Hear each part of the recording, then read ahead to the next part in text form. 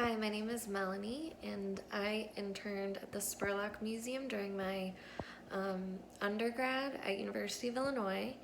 I worked in the collections department, and I was studying museum studies, so it honestly was a perfect supplement to my education in the classroom, and it was so important to have that hands-on experience that I was able to get at the Spurlock, helping with cataloging and taking care of the artifacts.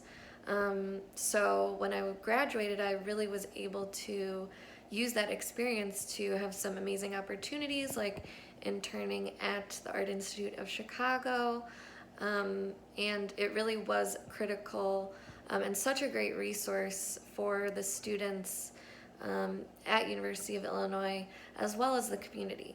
So I support the Spurlock Museum.